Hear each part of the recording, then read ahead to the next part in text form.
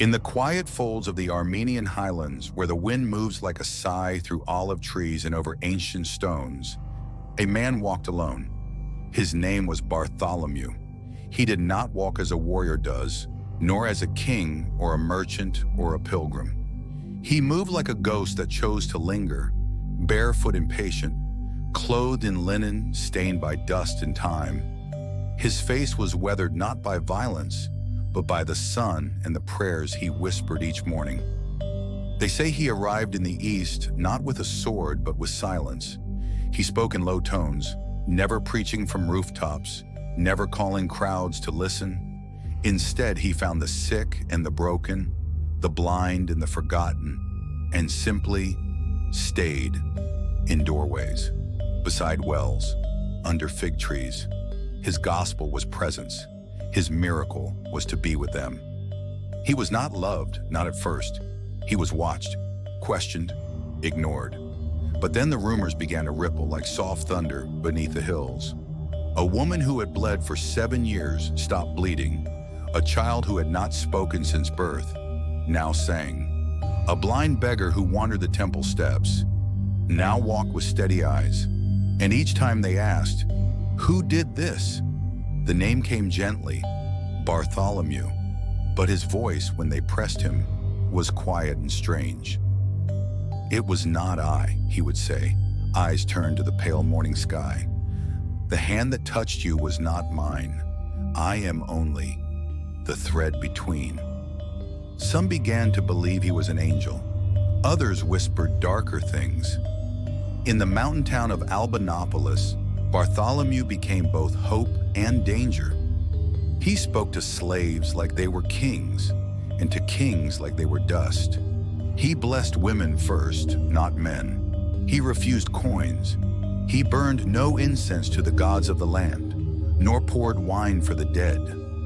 And worst of all, he praised a name they did not know, a God without a statue, without a face. "You worship emptiness," they told him, and he smiled. "Yes," he said, "and in the emptiness I found fullness." The king of Armenia was not a cruel man. His name was Polemius, and he ruled as many kings did, from a hall of carved cedar and stone, surrounded by dancers, priests, and songs. He had 3 sons, 2 wives, and a pet leopard that roamed freely during banquets. But Polemius was not immune to fear. He had seen what new gods could do, how they could unravel empires like thread, how the worship of one could mean the death of 1,000 others. So when his daughter, his only daughter, fell ill with a strange, drifting fever, the palace whispered, and the name returned once more, Bartholomew. And when that same daughter, pale, motionless, nearly lost, awoke 3 nights later with tears in her eyes and a name on her lips, the king listened. They brought Bartholomew to the palace in silence, not in chains, not yet. He came barefoot, as always. They did not let him touch the girl, only see her. She smiled when he entered, said no words, just held his gaze and wept. Polemius asked, "Was it you?" Bartholomew shook his head. "No," he whispered, "it was love." And for a time, a season, perhaps, the king allowed him to stay. A room was given to him in the lower gardens. Fruit was brought daily. He spoke to no one, and yet people came. They knelt at his door, left letters, pieces of cloth, crumbs of bread, hoping, praying. He asked for none of it, but peace, like fruit in the sun, does not last. One night, a priest of the old gods, wrapped in crimson and gold, came to the king with eyes full of quiet rage. "He is changing the river," the priest said.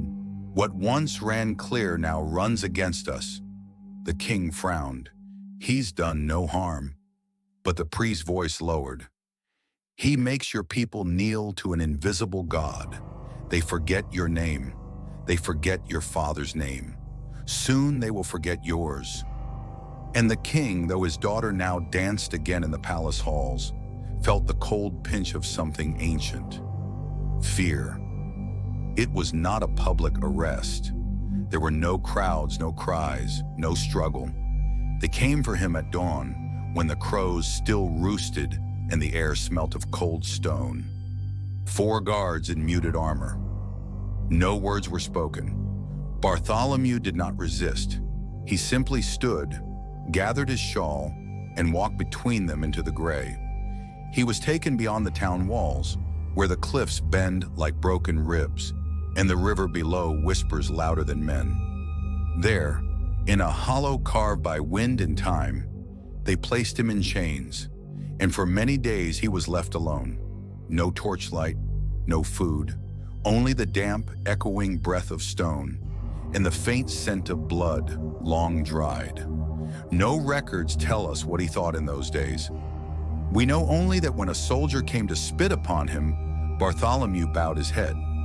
When another struck his ribs with the butt of a spear, he said nothing. When the priest of the old gods came and shouted, "Where is your God now?" Yet he answered, "Here." And then came the order, not beheading, not fire, not drowning. The king, they say, wanted to make him vanish without making him a martyr, to remove the name without giving it glory. And so they chose the silent way. The old way, he would be skinned, not publicly, not with spectacle, but in silence, in a cave, so that even the rocks would remember and no one else. On the evening before it was to begin, one guard, a young man with shaking hands, came to Bartholomew's cave with a bowl of water and a torn piece of cloth.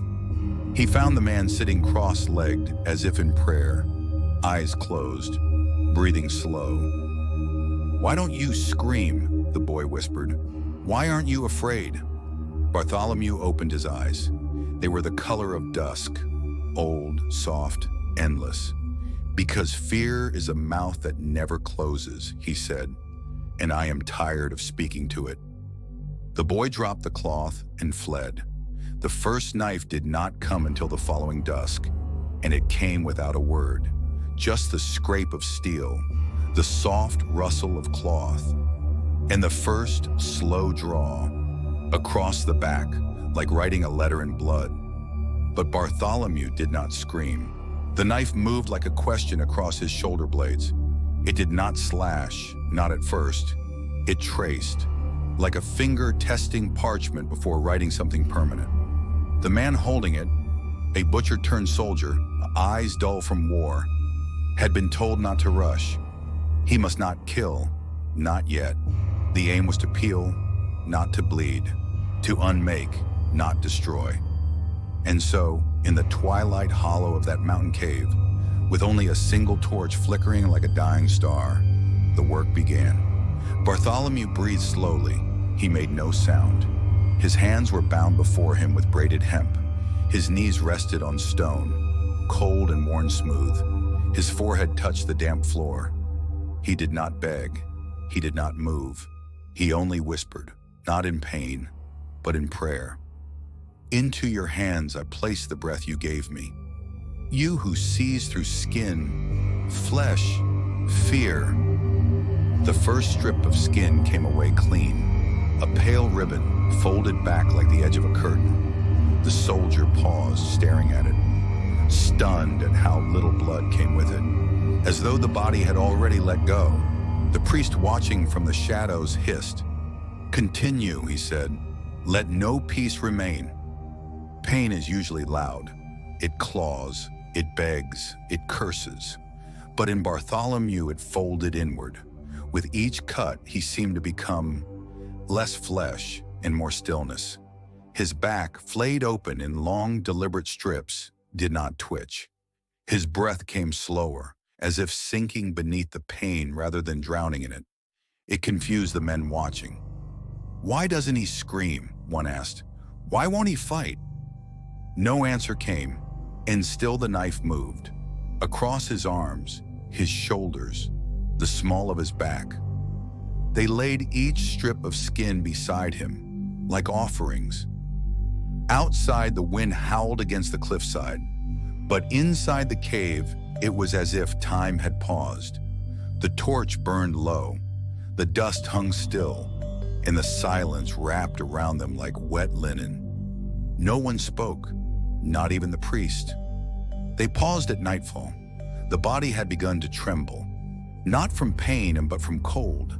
Without skin, the air itself became a weapon. Bartholomew was shivering, barely conscious, but his lips still moved. The guard who had once brought him water, the young one, stood near the cave's entrance, eyes wide, knuckles white.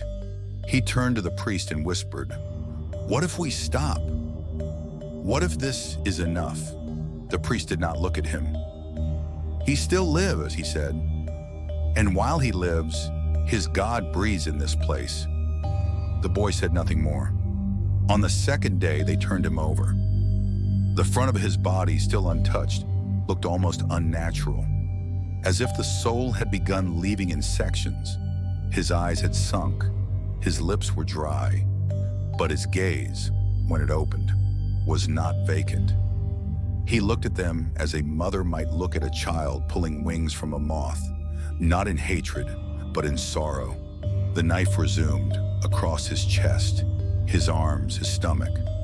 Sometimes the cuts would slip too deep, and blood would rush forth in dark streams. The priest would curse, the soldier would wipe his blade, and Bartholomew would not scream. They reached his face last. They hesitated. There was something sacred about that.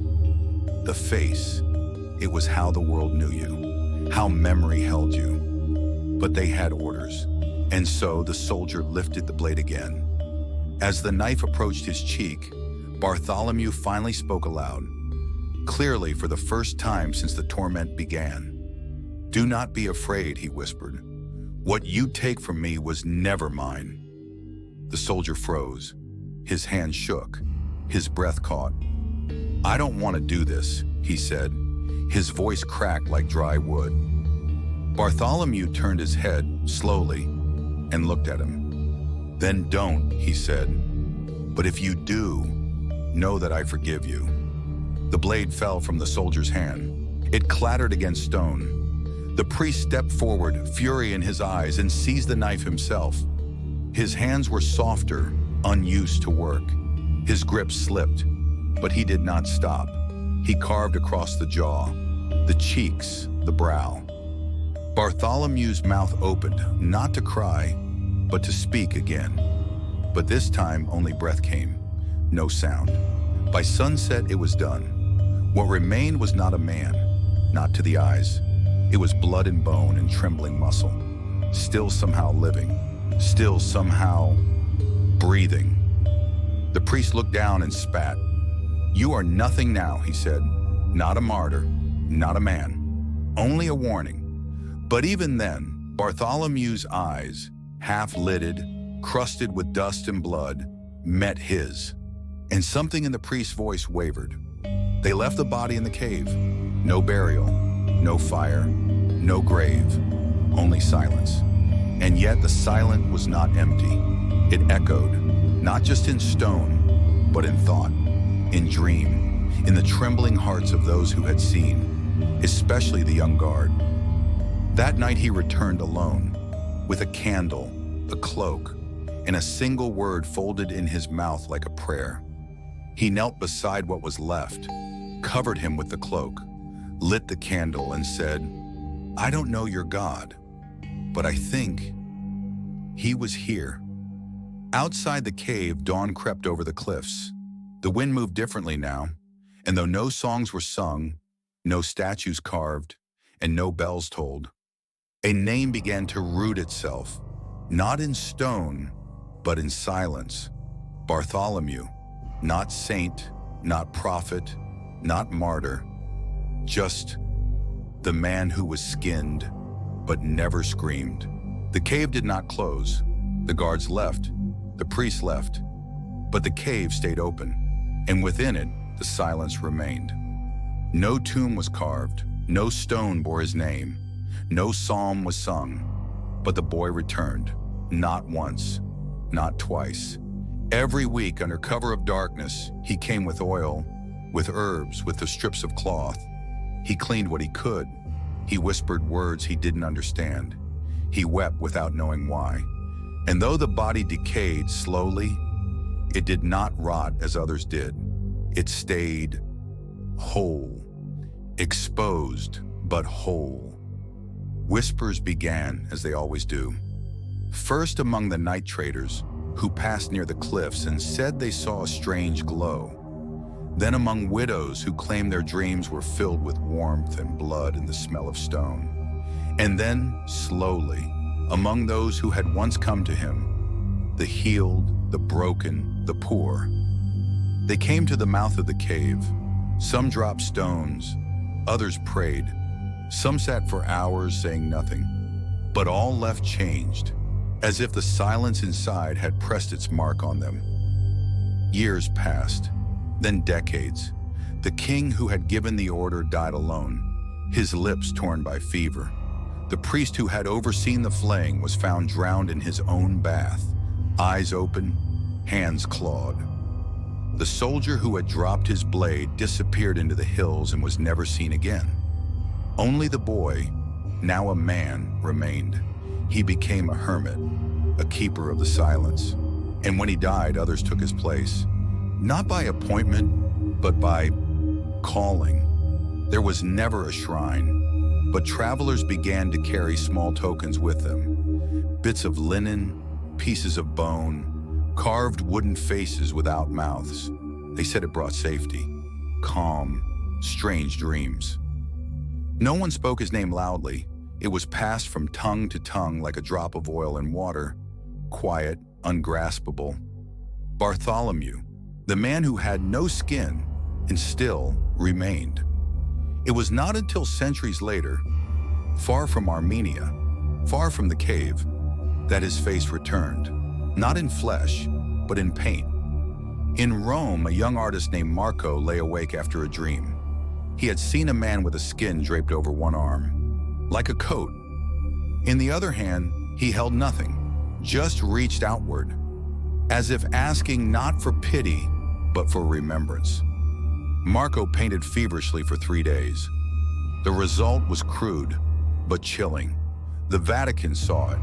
They did not understand, but they recognized something sacred, something unspoken. They commissioned another, then another. Soon Bartholomew began to appear across Europe, on church walls, on ceilings, in cathedrals and chapels. Not as a warrior, not as a teacher, but as a man holding his own skin, draped over his arm like a robe.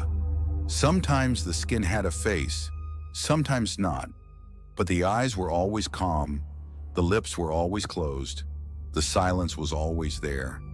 Children asked, "Why is he carrying himself?" Priests would fumble for an answer. He was martyred, they said. He was punished for his faith. He was skinned alive. The children would gasp, "Did he scream?" And the priests, if they were wise, would pause and then say, "No, he did not." In Michelangelo's Great Last Judgment, high above the Sistine Chapel, Bartholomew appears again, naked, floating, holding a limp sack of skin. Some say the face on the skin is Michelangelo's own, his confession of pain, of surrender, of silent belief. Some say it is no one, that it's a mirror, a warning, a reminder that faith is not loud, that suffering is not always cruel, that silence can be sharper than any blade. And still, the name lingers. Bartholomew, in stories, in books, in whispered prayers before surgery, in art history classes where students point and ask, "Is that really a man holding his own face?" Yes, it is. And more than that, it is the echo of a man who believed that pain could be endured, not escaped, that flesh could be taken, but presence could not. Some say the cave still exists, hidden now, forgotten, swallowed by time and moss and rain. But some, a few, still look for it. They follow strange maps, old legends, the smell of dust and myrrh, and sometimes they find it, a hollow space cut by hand and wind where nothing grows and no bird sings. They step inside. They light a candle. And they swear they hear. Breathing. Software slow. Steady. Not the breathing of lungs, but of something else. The breath of memory. The breath of silence. The breath of a name that will not fade. Bartholomew, the one who was skinned, but never screamed.